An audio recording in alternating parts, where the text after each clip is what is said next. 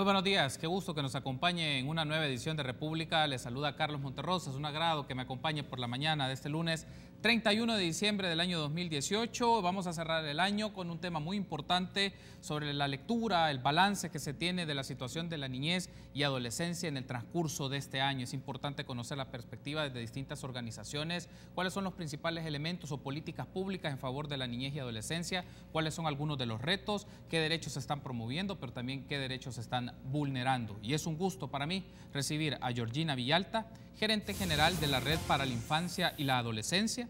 También es un gusto para mí recibir a Ludin Chávez, directora de operaciones de programas de Save the Children.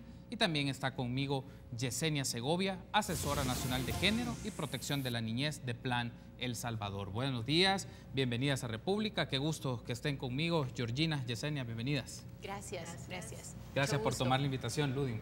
Mucho gusto y muchísimas gracias por la invitación. A ustedes por estar conmigo temprano, por la mañana, en esta fecha ya cierre de año y hacer un poco el balance de lo que ha ocurrido en este año 2018 en función de la niñez y la adolescencia. Y si les parece, dediquemos este primer y segundo bloque para hablar sobre los aspectos que a criterio de sus organizaciones y su trabajo consideran que es favorable en función de la niñez y adolescencia y aquellos aspectos que son desfavorables o asuntos que se tienen que trabajar. Y empecemos, si le parece, con usted, Georgina. ¿Qué aspecto destaca como favorable en función del trabajo de las instituciones o de la promoción de la niñez y adolescencia, de sus derechos? Sí.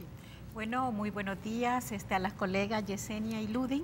Decir de que felicidades al canal, ¿verdad?, por hacer este espacio, sobre todo en un cierre de año, un año 2018 que nos ha dejado muchos avances, también muchos desafíos muy fuertes en el ámbito de niñez. Quizás iniciaría comentando las recientes recomendaciones del Comité de los Derechos del Niño que hace al Estado salvadoreño el Comité de los Derechos del Niño de Naciones Unidas al revisar el informe tanto gubernamental como no gubernamental en relación a la aplicación de la Convención de los Derechos del Niño. El comité emitió estas recomendaciones el 11 de octubre de este año y realmente resalta, como de igual manera nosotros lo resaltamos en el informe que presentamos a Naciones Unidas, algunos avances a nivel de El Salvador. Estos están relacionados a la aprobación de la Ley de Protección Integral a la Niñez y la Adolescencia, conocida como LEPINA, asimismo con el proceso de instalación, ¿verdad?, de lo que es todo el Sistema Nacional de Protección de Niñez, la Política Nacional de Protección y Niñez, la Ley General de Juventud y de igual manera el Programa Nacional de Educación El Salvador Educado y la enmienda al Código Civil sobre la edad mínima para contraer matrimonio, la reducción de la mortalidad infantil y el aumento de servicios de salud gratuitos, ¿verdad?, en el nivel local. Pese a lo anterior, ¿verdad?, en estos avances, también el comité resalta recomendaciones concretas al Estado, que en total fueron 61 observaciones y recomendaciones en diferentes temas, ¿verdad? Un poco resalta así los avances, pero también algunos temas de preocupación que fueron como algunos temas revisados, discutidos por las diferentes organizaciones en el ámbito de niñez, por ejemplo, el tema de homicidios, el tema de inversión en áreas concretas en niñez, el abandono escolar, ¿verdad?, asociado al tema de la violencia y del acoso de maras y pandillas en los centros educativos, el embarazo de niñas y niñas a temprana edad y un tema muy sonado, el tema de niñez en contextos de migración, ¿verdad?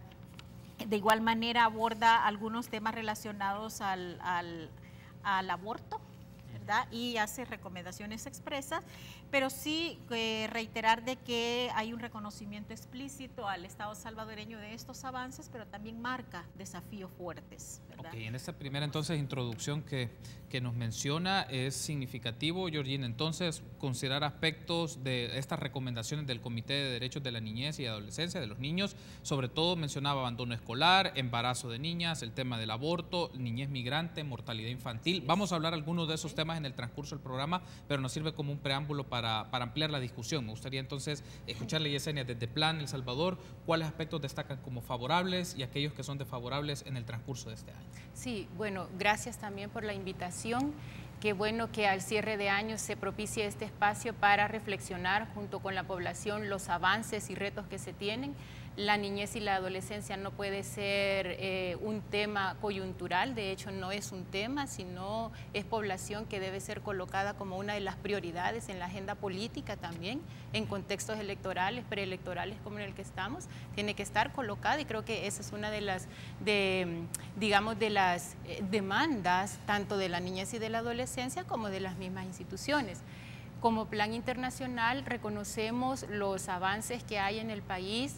Ya Georgina hablaba acerca de las observaciones y reconocimientos que se hacen desde el Comité del Niño, de la Niña, pero desde el plan internacional consideramos también que vale la pena destacar algunos avances. Por ejemplo, en el país ya se cuenta en el área de primera infancia con una estrategia nacional integral para la primera infancia, que lo que busca es colocar al centro también a esta población en esta etapa etaria, en esta edad en donde es importante también aunar esfuerzos y priorizar con programas especializados para atender a la primera infancia. Entonces destacamos como un avance importante. Otro avance importante también de reconocer es la estrategia nacional que se ha creado para la prevención de los embarazos en adolescentes. Sabemos que los embarazos en las niñas y las adolescentes es uno de los principales problemas que afecta a esta población y que se relaciona con otra vulneración que tiene que ver con la violencia sexual. Y a causa de eso hay muchas niñas que están saliendo embarazadas, pues el país ahora cuenta con una estrategia para hacer un abordaje integral de este fenómeno. Por otro lado, también consideramos importante que, si bien es cierto, en temas de inversión en niñez, todavía hay brechas y es importante también hacer un análisis al respecto, pero si lo vemos en función de otros años, también para este año se contó con un porcentaje a favor, digamos, de la niñez.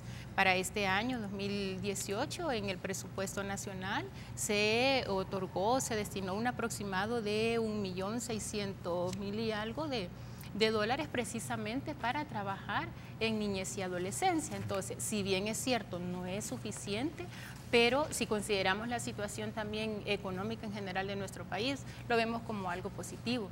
En el área de educación consideramos que hay esfuerzos también que vale la pena destacar, algunos de esos los programas sociales que se han estado implementando, por ejemplo, el programa de la educación flexible y a distancia, que ha contribuido para que muchos niños y niñas que habían desertado de la escuela de nuevo se reincorporaran con una modalidad diferente. Entonces, también esa es una apuesta bastante relevante.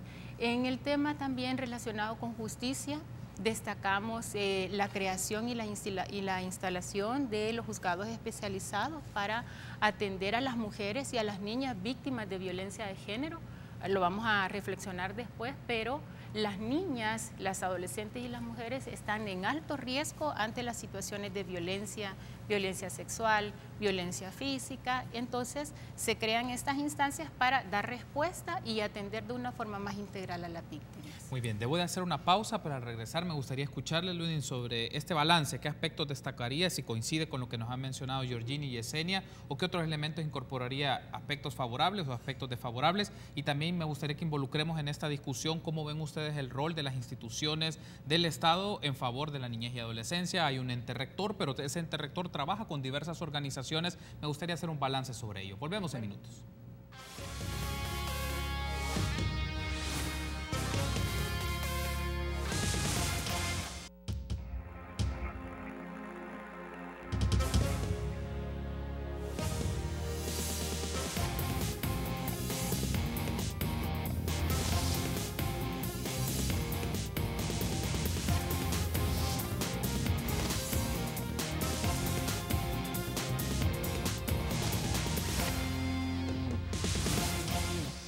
Gracias por continuar junto a nosotros. Seguimos platicando de la situación de la niñez y adolescencia en el transcurso del año 2018. Lo hacemos con Georgina Villalta, de la Red para la Infancia y la Adolescencia, Yesenia Segovia, asesora nacional de Género y Protección de la Niñez de Plan El Salvador, y con Ludin Chávez, directora de operaciones de programas de Save the Children. Y tenemos justamente pendiente su reacción, Ludin, en función de lo que nos mencionaban en el bloque anterior Georgina y Yesenia.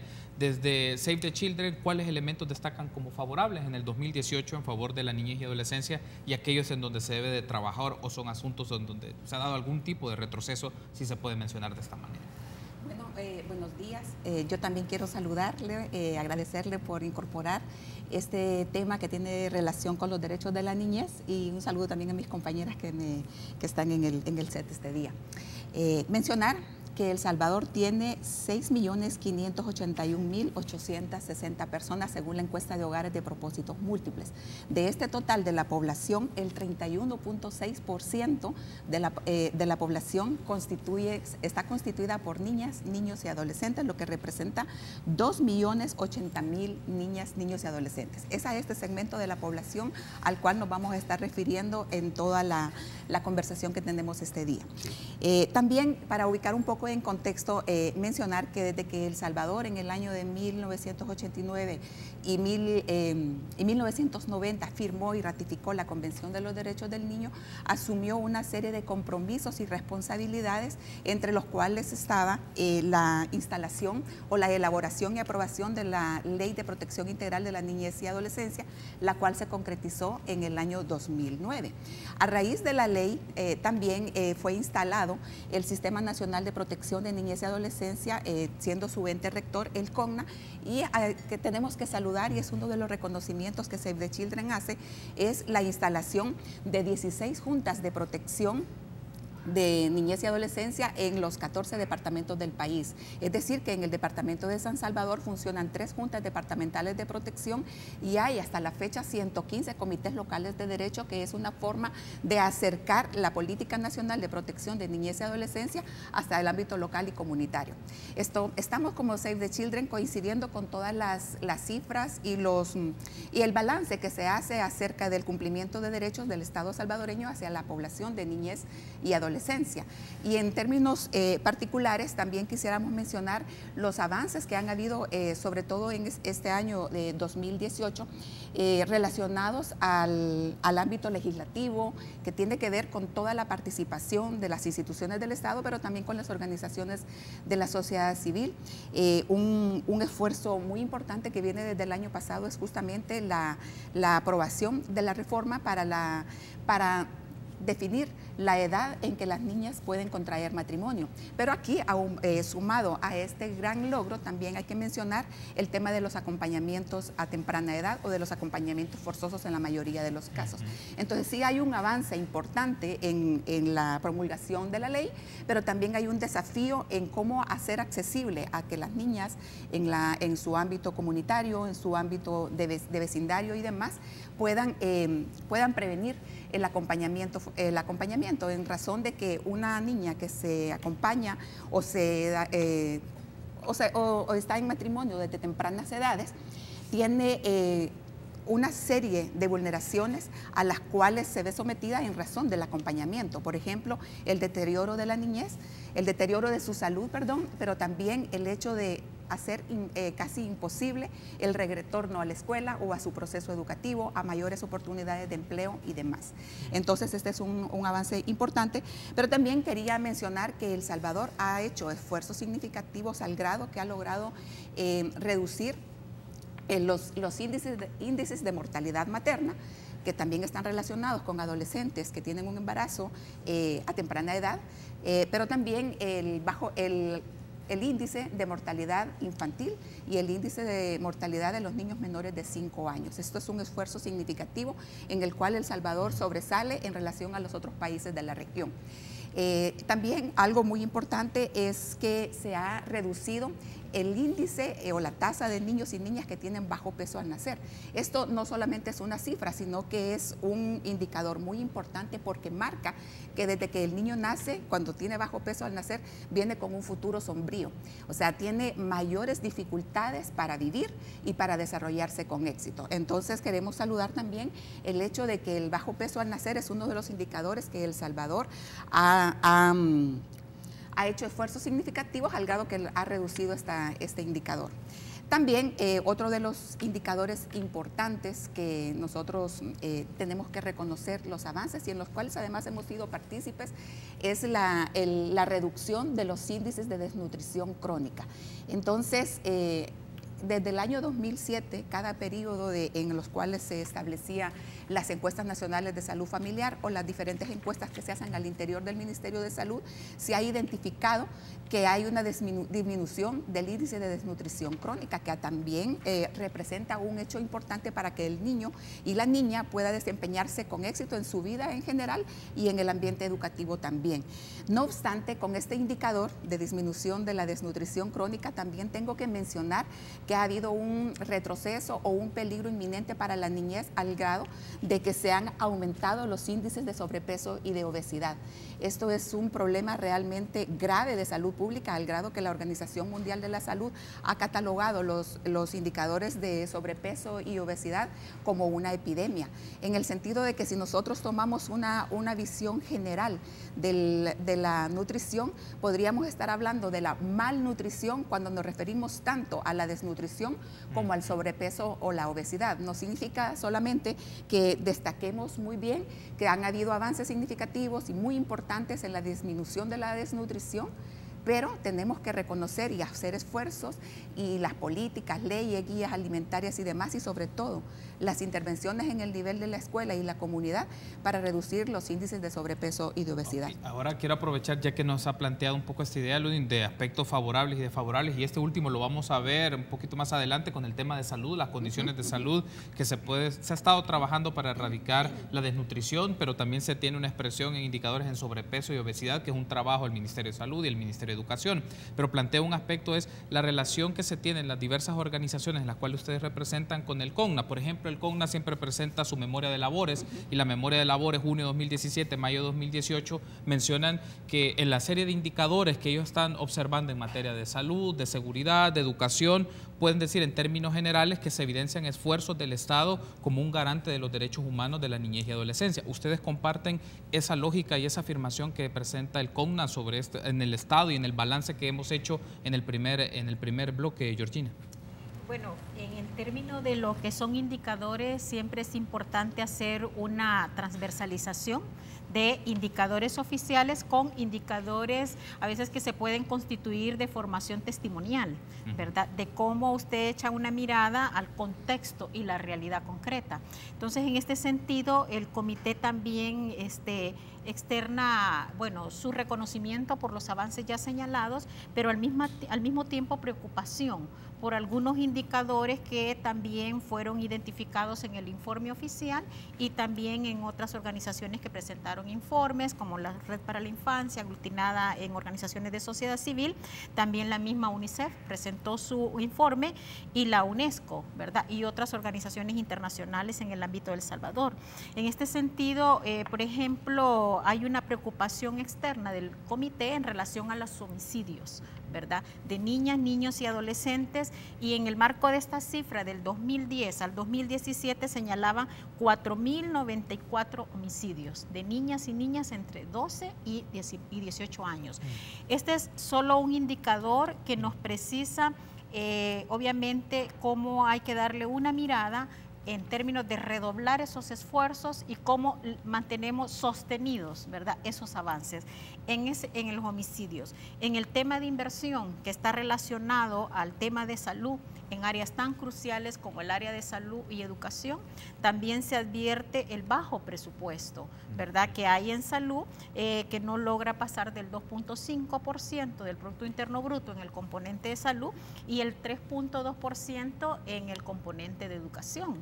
Entonces, el comité hace observación concreta y explícita en cuanto a aumentar, ¿verdad?, los niveles de inversión en estos dos componentes cruciales. Muy bien, debo de hacer una pausa. Al regresar, si les parece, ampliamos un poco más, escuchamos la apreciación de Yesenia también sobre esto y vamos involucrando otras áreas temáticas para tener su análisis. Volvemos en minutos.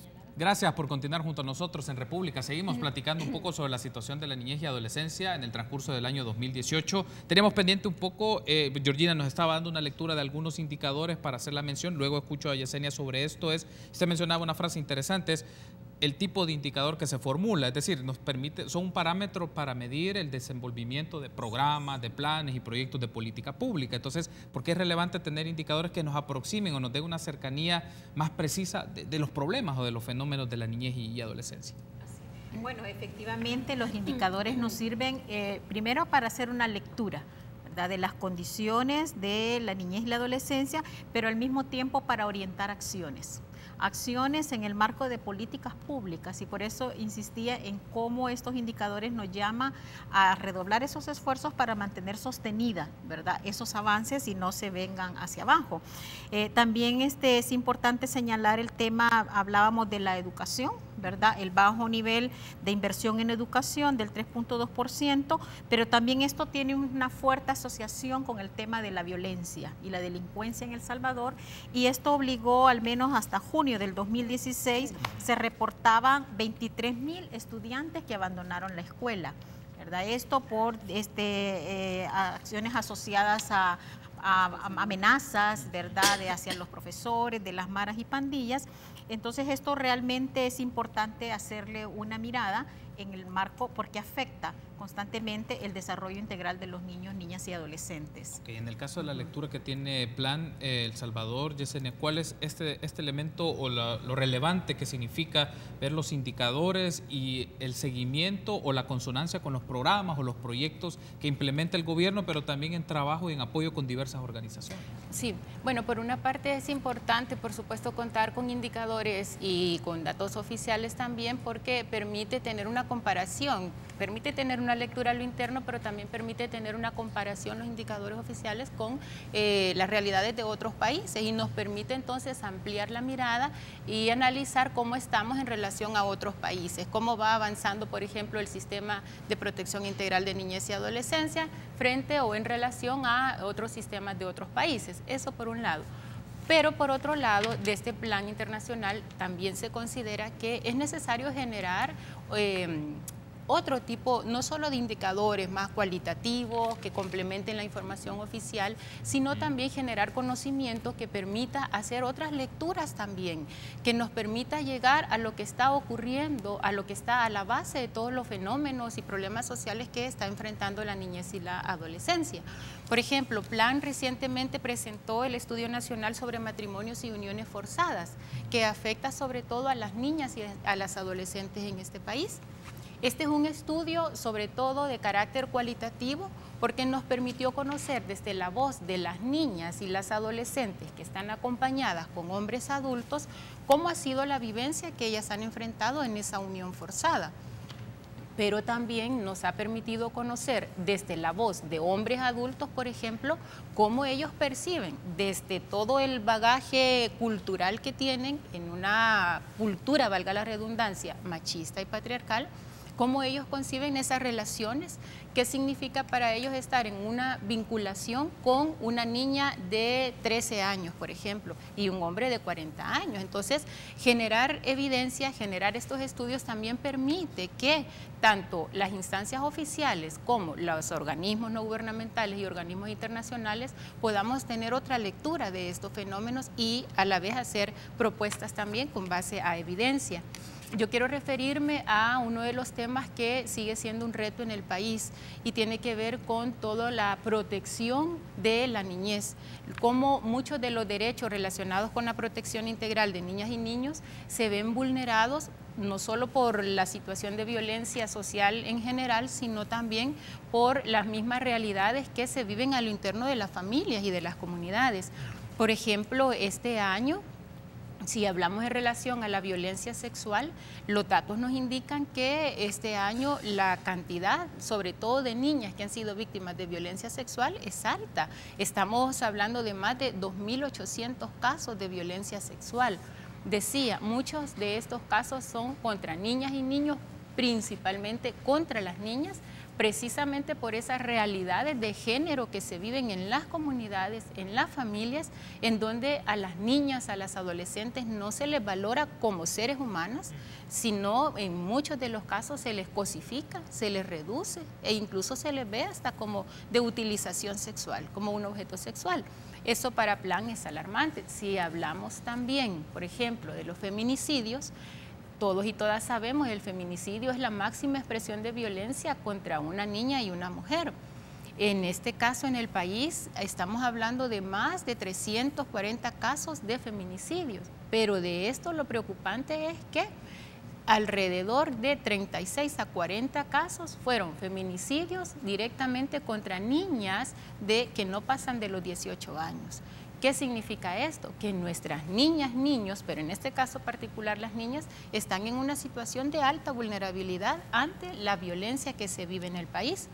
Decía, para hacer alusión a las uniones forzadas, si bien en agosto del año pasado se hizo la reforma al Código de Familia, y ese es un gran acierto que tuvo nuestro país, sin embargo, culturalmente todavía las uniones forzadas de niñas con hombres adultos siguen siendo naturalizadas y vistas como normales. Encontramos en el estudio que hay por lo menos 4 situaciones que están impulsando a las niñas a esas uniones forzadas. Una de ellas tiene que ver con la violencia que viven al interior de sus familias. Mucha de esta violencia es de tipo sexual. Otra razón tiene que ver con la precariedad económica de las familias también. Son familias en su mayoría de escasos recursos y muchas de las niñas y de las familias ven esa unión forzada como una alternativa para que la niña mejore su vida y para que la familia se vea beneficiada.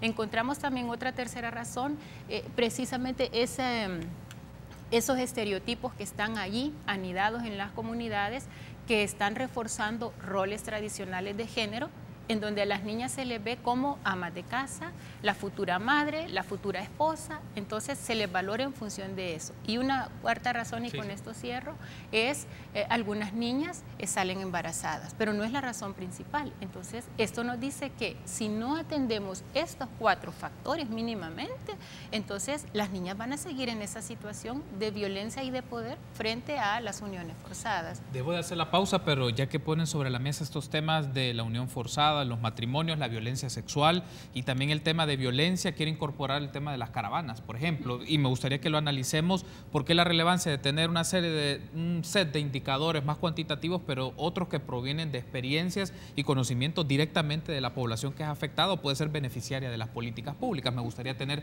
su apreciación sobre ese tema. Volvemos en minutos.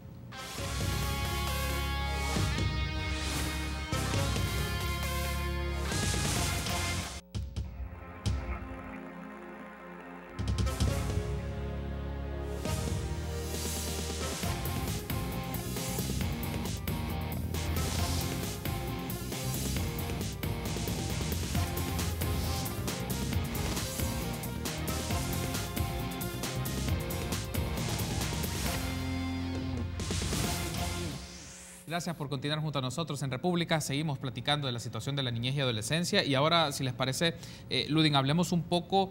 Tocábamos en el bloque anterior y nos lo mencionaba tanto Yesenia como Georgina, la relevancia de tener una serie de indicadores o referentes que nos permitan observar y medir un poco el estado de un problema, un fenómeno. Pero también insistía Yesenia que el proceso de sistematizar experiencias, tener entrevistas, acercamientos y otras formas, otras metodologías nos permiten conocer los problemas desde otros ángulos, que a veces los datos, las tendencias y las evidencia estadística no nos permite llegar a eso. Entonces, desde la perspectiva de Save the Children, porque también es relevante contrastar con otros indicadores estas problemáticas, por ejemplo, el de la unión forzada, el de matrimonios entre niñas y adultos o el tema de la violencia sexual. ¿Por qué es relevante tener esta otra lectura y cómo nos ayudaría a mejorar sus condiciones de vida o erradicar estas prácticas que les afecten? Bueno, como su nombre lo indica, un indicador es una categoría o un índice que mide la situación actual de una circunstancia, de un estado o de una condición particular.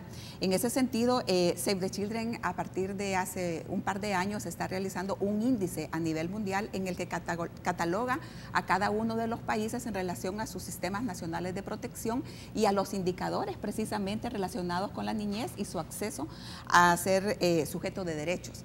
En este sentido, en el año 2018, de 8 categorías de indicadores que medimos para todos los países, pero particularmente para El Salvador tuvo 2 indicadores en que salió bastante deficiente. Estaba mencionando en el bloque anterior todos los indicadores que han mostrado mejoría significativa, pero hay 2 indicadores que son realmente preocupantes y uno de ellos está relacionado con la tasa de aprovechamiento escolar o la tasa de ausentismo escolar y todos los indicadores que componen el nivel de desempeño de una niña o un niño en la escuela. Y en ese sentido quiero mencionar que en el año 2017 teníamos alrededor de 10.1% de niñas y niños que estando en edad de participar o de estar asistiendo a la escuela estaba fuera de ella. Pero para el año 2018 este índice subió a 18.4. Entonces significa que hay un buen conglomerado de niñas y niños que están fuera de la escuela teniendo la edad de estar participando de ella. Y otro de los indicadores que también resultó bastante deficiente y que obliga a las instituciones que trabajamos en la materialización de los derechos de la niñez a trabajar en ello es el indicador del desplazamiento interno forzoso, el cual tuvo un aumento del 1.1 al 1.7%. Y quisiera mencionar algunos datos que son bastante significativos en este tema, porque en muchas ocasiones sí hablamos de la migración, de la niñez migrante y sobre todo de la niñez que migra de forma no acompañada, es decir, sin la compañía de una persona adulta o un tutor, pero antes probablemente que haya surgido la migración que traspasa los países, hubo una condición de desplazamiento interno forzoso. Y en ese sentido las cifras indican que para el año 2016 el 4.9% de los hogares salvadoreños mencionaban que tenían un miembro de su familia en condición de desplazamiento.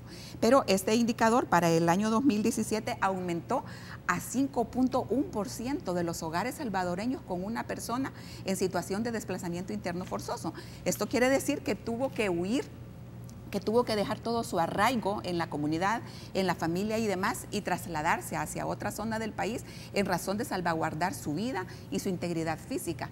Pero también en este tema y relacionado con el indicador que estaba mencionando anteriormente, una de las características que toma el desplazamiento interno forzoso es que cuando una familia con sus integrantes, niñas, niños y adolescentes, toman la decisión en razón de la situación de violencia o de alguna condición particular que le esté afectando en su lugar de origen y se desplaza hacia otro sector, lo más probable que ocurra es que al llegar a este otro sector se confine. Es decir, que no llegue a una comunidad y se integre a la vida de la comunidad o del barrio al cual llega o del municipio al cual llega, sino que son en razón de continuar desapercibido por grupos que le puedan estar afectando su integridad física o la vida y demás, pasan en una situación de confinamiento. Entonces podríamos estar hablando de alrededor, según las estadísticas y haciendo una proporción, de un aproximado de 50 a 60 mil niños y niñas salvadoreñas que pueden estar en una situación de confinamiento y no asisten a la escuela, no asisten a proveerse de los servicios de salud y de las otras situaciones que hacen que un ser humano se desarrolle plenamente en la vida. Entonces estamos hablando que hay una situación bastante preocupante y por eso es que yo iniciaba mi participación mencionando a los 2.080.000 niñas y niños de El Salvador que requieren la atención de todo el Sistema Nacional de Protección. Y volviendo al tema de los indicadores, es preciso que estos indicadores se estén monitoreando anualmente, pero también uno de los desafíos que nosotros vemos en términos de herramientas para medir el funcionamiento de los sistemas nacionales de protección tienen que ver con el acercamiento a la comunidad, ahí donde las personas vivimos, porque no es lo mismo para una población, para una organización comunitaria o una DESCO escuchar que hay 10.1% de niños en deserción escolar o 18.1% para el año 2018, pero no sabe cuántas niñas y niños hay en su comunidad que estando en edad de estar en la escuela no lo están. Entonces, ¿cómo acercamos todo este nivel y conglomerado de indicadores hacia la comunidad, hacia la escuela en la que cada quien se desempeña para que se tomen decisiones y acciones? Porque el fin de los sistemas de medición o de los indicadores propiamente dichos, el fin último es la toma de decisiones para tomar acciones que vengan a solventar el problema que refleja un indicador. Por ejemplo, si incorporamos ahora, ya que usted lo plantea, el tema del reflejo del desplazamiento forzado a nivel interno y también la muestra que tenemos, Yesenia, de las caravanas. Esto nos da algunas imágenes y algunos videos que han confrontado a la opinión pública, pero también la separación de niños y padres en la frontera, cómo estaban recluidos, y la pregunta aquí es, ¿qué ha hecho el Estado salvadoreño ante esa situación que traslapa aspectos migratorios, pero también situaciones de derechos sociales, económicos? Es decir, ¿qué nos dice esto de la condición de la niñez y adolescencia que fueron separados por, en este caso, por autoridades de los Estados Unidos, o el paso que tienen algunos, por ejemplo, por México, y lo que implica eso? Sí, bueno, este es un fenómeno complejo en el sentido que atraviesa tantas variables, tantas aristas, que es necesario entenderlas y analizarlas una por una. Primero, comprender cuáles son las razones que están a la base y que están haciendo que las familias se movilicen y salgan del país. Primero, lo del desplazamiento interno al que ya hacía alusión Luding, que es lo que está sucediendo para que tantas familias, y entre ellas niños y niñas, deban desplazarse o estar en una situación de confinamiento, ¿verdad? ¿Qué pasa en la salud mental de estas familias que se ven enfrentadas a esto? ¿Qué sucede con la situación económica y laboral de las familias? Caen en una situación de mayor precariedad, de alta vulnerabilidad, de estrés psicosocial, de estrés postrauma, situaciones que van a tener un impacto de corto, mediano y largo plazo, sobre todo para las niñas, niños y adolescentes. Si hablamos de este fenómeno, de estas migraciones en grupos que están sucediendo, es importante también analizar cuáles son las causas que están a la base de esto. Ya decíamos, si bien es cierto, hay situaciones que tienen que ver con lo económico, con la violencia misma, con ese ideal de tener ese sueño americano o mejores condiciones de vida, que por supuesto todas esas son realidades importantes de analizar, pero también es necesario analizar cómo las niñas y los niños se ven afectados, y a ellos nadie les pregunta si quieren migrar. A ellos y a ellas nadie les pide su opinión si quieren abandonar su país. Quienes deciden son las personas adultas, y ahí, si lo vemos en términos del derecho a la participación de los niños y niñas, de su derecho a ser consultados ante decisiones que va a afectar su vida, miren, acá las familias, duele decirlo, pero muchas de estas familias de una u otra forma han sobrepasado ese derecho de los niños y niñas. Por supuesto, es necesario entender también cuáles han sido las, digámoslo de esta manera, las faltas que en ese sentido han tenido instancias del Estado también. Si bien ha habido respuestas, si bien ha habido acciones de alguna manera reactivas también ante esta situación, ante este fenómeno, sobre todo cuando han retornado, pero es necesario también considerar que las instituciones del Estado, especialmente las que conforman el sistema de protección de la niñez y de la adolescencia, tienen que generar condiciones también para que las familias estén fortalecidas y prevenir estas situaciones que se están dando, y una vez cuando suceden también tener los programas necesarios y específicos para dar respuesta. Yo decía, es necesario analizar cuál es el impacto que va a tener a mediano y largo plazo esta situación. Los niños y niñas que son separados abruptamente de sus familias, el padre o la madre queda en un lado, ellas quedan en otro lado, los niños y niñas están en situación prácticamente de encarcelamiento. Eso tiene un impacto en su autoestima, en su seguridad personal, en sus metas, en general, en toda su salud mental y en su desarrollo integral. Entonces, pienso que estos son de los temas necesarios de continuar analizando, pero también a los que desde el Estado, y hablar del Estado, como sabemos, no es únicamente hablar del Ejecutivo, sino de todos los poderes que lo integran, tiene que ser prioridad en su agenda. Muy bien, debo hacer una pausa. Al regresar me gustaría escucharle, Georgina, e incorporemos otro elemento, la evaluación que ustedes hacen del sistema de protección de la niñez y adolescencia. No solamente es el órgano ejecutivo, efectivamente hay otras instancias. Me gustaría tener su valoración sobre esto, el ISNA, el CONA, la Procuraduría General de la República, la Procuraduría de la Defensa de los Derechos Humanos, entre otras instancias. Volvemos en minutos.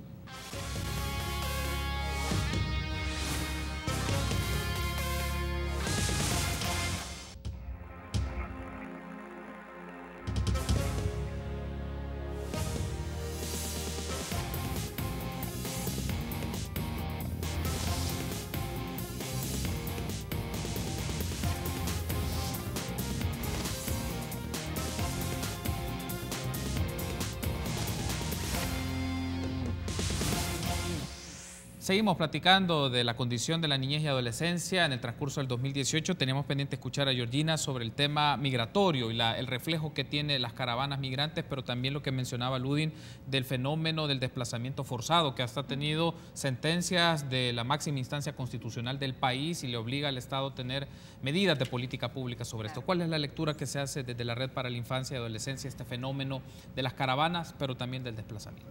Bueno, en el tema del desplazamiento forzado, obviamente está asociado a todo este contexto de violencia. Desde la red también nosotros promovíamos cómo el Estado reconoce el desplazamiento forzado, ¿verdad? Como una forma de violencia. Y en este sentido también identificar como algunos indicadores. Solo en el 2016 hubieron 17.512 aprehensiones, solo en el 2016, cuando nosotros estábamos en la elaboración del informe y esos indicadores.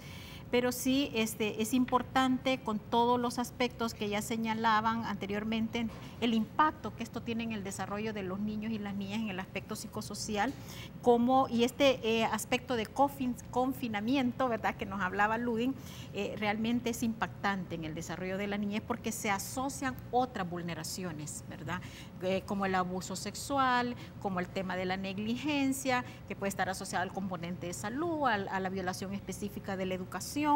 Y allí el Comité de los Derechos del Niño resaltaba una de sus observaciones concretas en este octubre, es que el Estado debe fortalecer ese sistema de identificación de niños y niñas y adolescentes en la etapa previa a la deportación, también por parte de los consulados y especialmente el Consulado de El Salvador y en los países de tránsito y destino. Y el otro componente es como un desafío fuerte: ¿qué pasa con los niños y niñas deportados, verdad? ¿Qué seguimiento está dando el sistema de protección en cuanto a este niño o niña es deportado? Y que si bien es cierto, hay un avance en el diseño de unos protocolos de actuación, pero sí es importante darle un seguimiento sistemático que ha pasado, ¿verdad? Y esto tiene una relación concreta en el actuar y la responsabilidad del sistema de protección, ¿verdad? Todos sabemos de que es un avance significativo tener el sistema. Sin embargo, uno de los desafíos fuertes es cómo este sistema actúa de manera concreta, ¿verdad?, con respuestas específicas en cuanto a una vulneración específica de derechos. Y allí el llamado específico del comité también hace una recomendación expresa que el Estado defina claramente los mandatos y funciones, ¿verdad?, de lo que es el Consejo Nacional de la Niñez y la Adolescencia y lo que es el ISNA, sobre todo en la parte de gestión y base de datos para el registro y supervisión de las entidades y obviamente las entidades que en alguna manera desarrollan programas. Y allí hay programas de salud, programas de educación inicial, el tema también de atención a niñez migrante. Entonces es importante cómo se asegura esta colaboración y cooperación efectiva, particularmente en lo que respecta a ese sistema de gestión. Y lo otro es sobre la base de datos para el registro y supervisión y también la red de cuidado e implementación de los comités locales de derechos. Al menos nosotros teníamos registrado hasta julio del 2018 113 comités locales de 262 que debe contar el sistema de protección. Y el reto fuerte y desafío es cómo todo este engranaje de sistema realmente actúa como tal, como sistema. Entonces hay allí una responsabilidad concreta del sistema de protección en el área de vulneración de derechos, en el componente de violencia, de embarazo en adolescentes, de niñez en contextos de migración, el tema de las desapariciones forzadas también, que es una preocupación expresa del comité, y cómo todo actúa en base a un enfoque de derechos, ¿verdad? Porque en el tema de niñez migrante también la Comisión Interamericana ya señalaba que si bien es cierto, cada país tiene todo el derecho de implementar sus políticas migratorias, pero el desafío fuerte es cómo estas políticas migratorias están apegadas a un enfoque de derechos humanos. Entonces ese es un desafío fuerte y que el Estado debe de acompañar. Bueno, ya que nos estaba haciendo una mención, en este caso Georgina, sobre el sistema de protección, tomábamos el tema de migración, Ludin, pero también aparece la distribución de estos comités a nivel local y en tareas muy concretas. Si les parece, hagamos la transición a una lectura, a una evaluación que ustedes pueden hacer del sistema de protección de la niñez y adolescencia. Entiendo que Save the Children está promoviendo un poco el tema de discutir el tema del castigo físico que se hace a la niñez y adolescencia. Y si hacemos el contraste con este sistema de protección a este caso en concreto o esta esta temática en concreto, ¿qué hay que evaluar o qué hay que observar con detenimiento? Las comités están haciendo su trabajo, otras instituciones como la Procuraduría de Derechos Humanos, la PGR, entre otras, ¿tienen algún grado de involucramiento y si están cumpliendo o si están trabajando para evitar estas expresiones de castigo a la niña? Bueno, gracias por la pregunta, porque me permite hablar sobre un tema que es una deuda de país, porque ya el Comité de los Derechos del Niño, al cual alude Georgina, en el año 2006 hizo una observación al Estado salvadoreño en su conjunto. Tiene que ver con CONNA y tiene que ver con Procuraduría, asambleas legislativas, el Ministerio Público en general, acerca de prohibir el castigo físico y humillante en la ley. Entonces, en el año 2009, la LEPINA, en su artículo 38, sí hace mención a la prohibición del castigo físico, pero deja ahí una ventana de oportunidad para que las personas, los padres y madres de familia y cuidadores principales, al no tener la información o no tener acceso a programas que le ayuden a utilizar métodos alternativos para la disciplina de la niñez, recurran al castigo físico y humillante.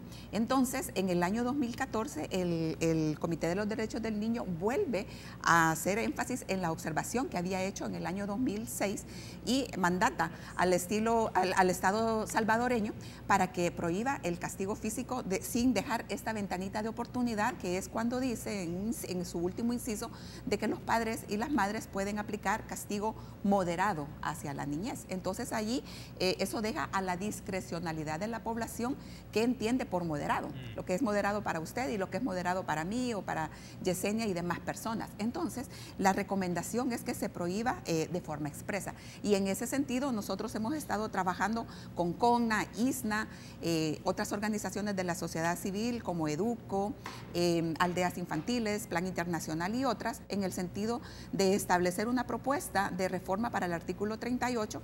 Y algo muy importante es que en este año 2018 hemos coincidido en hacer la reforma del anteproyecto de ley o del anteproyecto de reforma, incluso incorporando un inciso A, un 38A a la LEPINA, y esto hemos estado haciendo bastante incidencia con las diferentes fracciones de la Asamblea Legislativa y particularmente con la Comisión de Niñez, Familia, Adulto Mayor y Persona con Discapacidad, que es la comisión a la cual le corresponde estudiar este proyecto de reforma.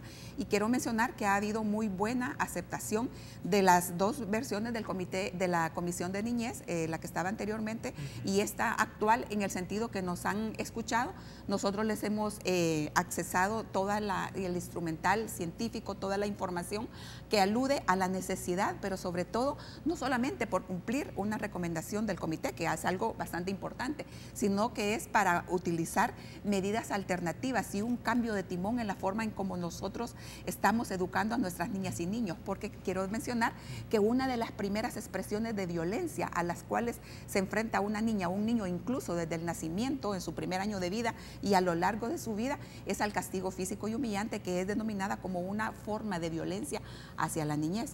Tan es así que en los Objetivos de Desarrollo Sostenible para el año 2030, el objetivo 16.2 hace énfasis en la necesidad de que los estados prohíban el castigo físico y humillante. Pero también nosotros como Save the Children y las organizaciones que he mencionado estamos empeñadas en que no solamente se reforme el artículo, sino que también el ISNA y todas las organizaciones que trabajamos en niñez podamos desarrollar las currículas educativas de manera que el padre y la madre de familia en su hogar, en la comunidad, a los cuidadores puedan conocer, puedan accesar a programas que le ayuden a poder lidiar con el conflicto, el enojo, la ira o la frustración en la cual se vea desbordada, y en ese sentido aplica castigo físico y humillante para que en lugar de eso aplique técnicas de disciplina positiva que a la larga redundan en un beneficio para la niñez, en un mejor desarrollo físico y emocional y sobre todo en ser ciudadanas y ciudadanos con más éxito en la vida, que es a lo que aspiran la mayoría de los padres y madres de familia. Ha hecho una mención y me llama la atención esto, aprovechando estos minutos que nos quedan y en el último bloque podemos escucharles también sobre esto, pero es cómo se traslada estas modalidades alternativas para el estilo de vida, de crianza en diferentes entornos que se dan en el país, porque las personas por un tema cultural o por un tema de construcción de ciertas creencias que se tienen lo asocian de que el castigo físico va a generar disciplina, pero el punto es cómo votamos estos mitos que se construyen a nivel cultural y ¿quiénes están llamados a lograrlo a nivel territorial? Pienso en el profesor, en la profesora o en los referentes de la comunidad, obviamente los padres de familia, pero ¿cómo se va básicamente erosionando, deconstruyendo esta noción que se tiene de la construcción de disciplina o esta lógica que se tiene de crianza en entornos familiares? Usted tiene razón, Carlos, porque realmente esa es una de las principales barreras para encontrar apoyo por parte de la población acerca de la prohibición del castigo físico, porque está en el imaginario de todo ser humano de que si no aplica castigo físico al niño o a la niña es porque no los quiere, porque no tiene interés en ellos, en educarlos y demás. Y hay tantos paradigmas alrededor del castigo físico y humillante, en el sentido de que dice, por eso tenemos las situaciones de violencia en las que estamos, porque hay padres que son descuidados con los niños y no los castigan cuando los deben de castigar. Entonces, trabajar en esta deconstrucción de esos paradigmas es uno de los principales retos. Sin embargo, es posible. Ya nos demuestra Costa Rica, el cual hizo esta modificación legislativa, pero además creó los programas, tanto en las instituciones de gobierno como en todas las organizaciones que trabajamos en niñez. Pero usted mencionó algo importante, que es aquellas instituciones que tienen territorialidad a lo largo y ancho del país, y uno de ellos es el Ministerio de Educación, con los 5.200 centros escolares que hay extendidos en el país, pero también la participación de las organizaciones de la sociedad civil, tanto nacionales como internacionales, que tenemos presencia en el territorio, donde abordamos a las familias en círculos de familia. Y aquí quiero hacer un énfasis especial en el sentido que el Ministerio de Educación, junto con CONNA y otras instituciones de gobierno, también han creado alternativas para aumentar el acceso a los programas de primera infancia. Entonces, ahí tenemos un nicho de oportunidad muy importante para que los padres de familia puedan accesar a esta información y puedan corroborar que el niño y la niña a las cuales se le puede hablar, se puede tener un contacto visual y le puede explicar el racional para dejar de hacer determinada práctica, el niño entiende. Solo hay que hablarle conforme a su etapa del desarrollo y en cuanto al contexto en el cual está, y el niño puede identificar el racional para no hacer determinada práctica y no necesariamente dejar de hacerla en razón de que si la hago me van a pegar. Entonces, ¿qué queremos? Ciudadanas, ciudadanos, niñas y niños con mayor compromiso, con mayor racionalidad acerca de una determinada circunstancia, o un niño o una niña que no haga alguna acción por temor al cincho. Entonces, esto realmente sí repercute. El castigo físico sí tiene un desafío longitudinal, que los niños y las niñas sí cargan con traumas psicológicos y además son más propensos a ejercer violencia con sus pares. Entonces, nosotros podemos hacer un cambio y procurar una generación de niñas y niños salvadoreños que ejerzan una cultura de paz en razón de la violencia a la cual han sido sometidos durante toda su vida. Debo de hacer una pausa y me gustaría que en el último bloque hablemos un poco sobre el tema de primera infancia, y lo quiero incorporar con otro elemento. En campaña electoral se ha mencionado este tema. Cuando se le consulta a las candidaturas ha aparecido el tema de primera infancia. Me gustaría tener su lectura sobre esto y cuáles son los retos en concreto en materia de primera infancia para el ejercicio de gobierno, y si lo que se está mencionando es aplicable o no lo es. Volvemos en minutos.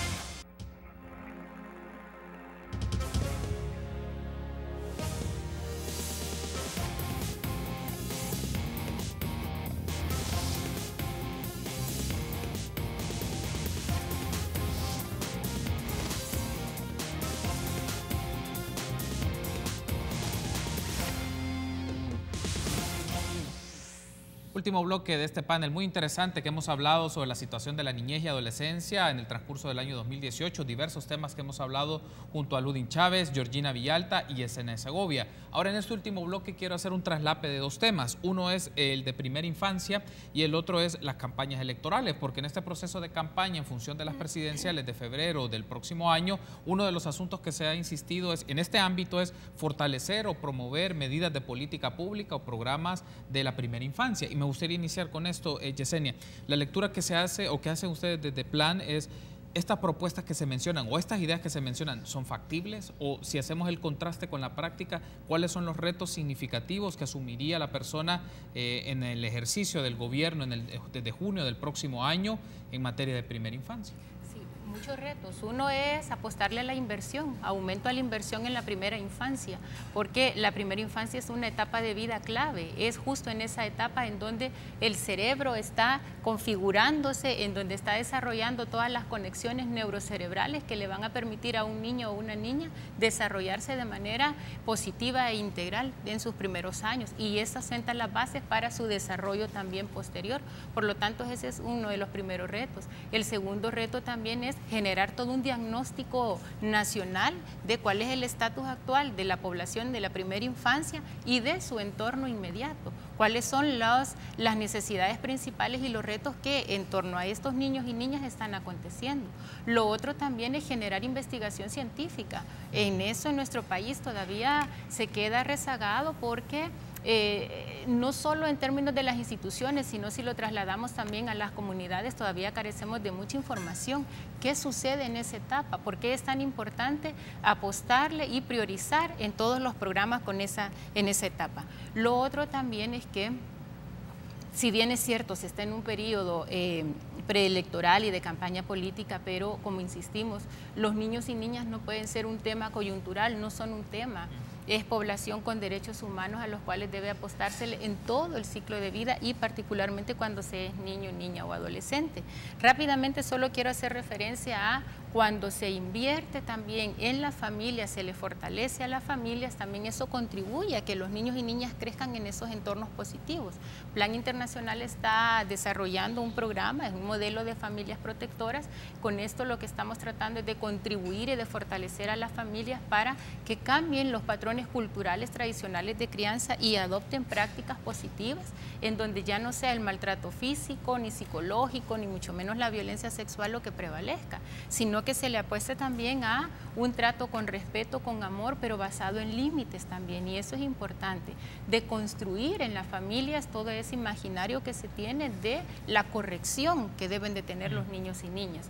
No aprendimos a ser padres o madres, lo fuimos aprendiendo en el camino, pero esto no justifica que maltratemos a los niños y a las niñas. Por lo tanto, sí consideramos que para las personas que están como candidatos o candidatas, es necesario que tomen conciencia y se sensibilicen mucho más en relación a la niñez y la adolescencia. Es una etapa clave, es necesario poner la mirada en ellos y en ellas, no pensarlos en términos si le va a generar votos o no, sino en el desarrollo que va a tener nuestro país si se invierte en la niñez y en la adolescencia. Okay, me gustaría entonces escucharle también sobre esto, Georgina, el tema de la primera infancia, desde la perspectiva de la Red para la Infancia y la Adolescencia, ¿cuáles son las prioridades? Y si lo que está escuchando en este momento de las propuestas o ideas que mencionan las diversas candidaturas son aplicables o no, o en qué deben de profundizar. Bueno, a mí me gustaría resaltar 3 elementos concretos en el marco de la primera infancia.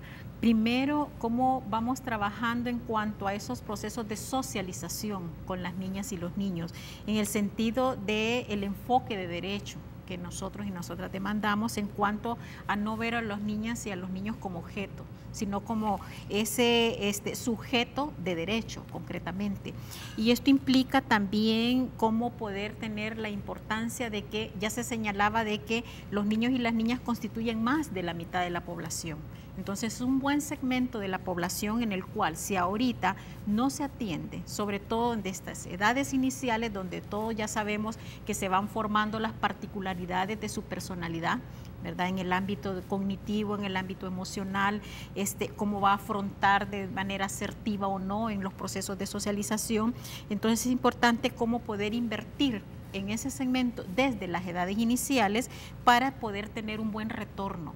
Ver el tema de inversión como retorno, qué tipo de sociedad se está construyendo, y también al mismo tiempo es importante acá tocar el tema del fortalecimiento de la familia, ¿verdad? Si a la familia no se le provee las condiciones adecuadas para que ejerza su rol de familia, difícilmente lo va a poder hacer, ¿verdad? Entonces es importante cómo tener en cuenta esos 3 elementos: la inversión, el enfoque de derecho y los mecanismos de socialización, con procesos diferentes, ¿verdad? De una crianza con disciplina positiva, no ver a los niños como objeto, Y acá un llamado también a los candidatos y candidatas, ¿verdad? Cómo poder tener una apuesta concreta en el marco de inversión en los niños y las niñas y que estén presentes primero en esas políticas públicas, ¿verdad? Por eso decimos nosotros como eslogan a veces, no es un eslogan, sino que un desafío concreto, las niñas y los niños primero en esas políticas públicas. Uno de los asuntos entonces que aparece acá, Luding, y nos lo mencionaba Georgina y Yesenia, es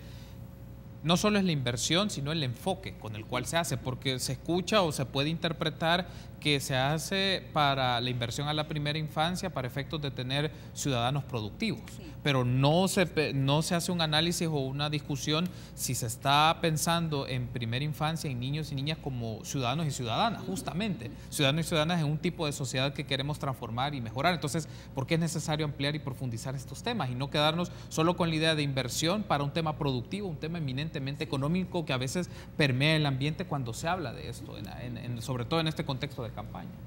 Bueno, yo creo que tomando el tema de inversión, uno de los principales desafíos como Estado es aumentar la recaudación tributaria como primera instancia, pero una vez se haya aumentado o con la inversión que actualmente se tenga, con el monto del presupuesto que realmente se tenga, creo que sería una muy buena propuesta por parte de las fórmulas presidenciales el aumentar el porcentaje de inversión destinado a la niñez en general y a la primera infancia en particular. Y yo celebro que, como usted nos mencionaba, 3 de las 4 fórmulas presidenciales están hablando de la primera infancia. Lo que yo podría sumar hacia ese punto sería el hecho de que se haga un análisis de situación de la condición de la primera infancia en el país para poder estructurar una propuesta que sea sólida y contundente, en el sentido de que, por ejemplo, en el caso de El Salvador, solo para mencionar un ejemplo, hay 188 niñas y niñas recluidos en las cárceles junto a sus madres. Entonces, esta es un segmento de población importante que está cursando o pagando una pena que no cometió. Entonces, hay ya diferentes instrumentos internacionales que abordan esta situación y estos son niños en las edades de la primera infancia que también tienen que ir incluidos en la política pública. Pero además también tenemos 751 niñas y niños que están en centros de internamiento, es decir, al interior de una institución o en un orfanatorio, como le hemos llamado tradicionalmente, que a la base constituyen una forma de confinamiento, además porque las características de las instituciones, que si bien saludamos que cumplen los criterios de salud, de educación, alimentación, techo y demás, también constituyen una barrera para el desarrollo normal de una niña y un niño que suele andar en la calle, que puede tomar el bus, conoce cuáles son las formas de relacionarse con la sociedad, pero también tenemos la situación con esta población que a los 18 años, al cumplir la medida de protección, salen y ni siquiera conocen cómo ir al mercado, cuáles son los precios, cuál es la ruta de bus que lo traslada de un lugar a otro, en el sentido que hay algunos instrumentos internacionales que como Estado o como Sistema Nacional de Protección, en el cual estamos incluidas las organizaciones, no estamos cumpliendo. Pero también el gran reto o vacío que tienen las niñas y los niños en las edades de la primera infancia para accesar a oportunidades de educación o a oportunidades de salud y de desarrollo en particular.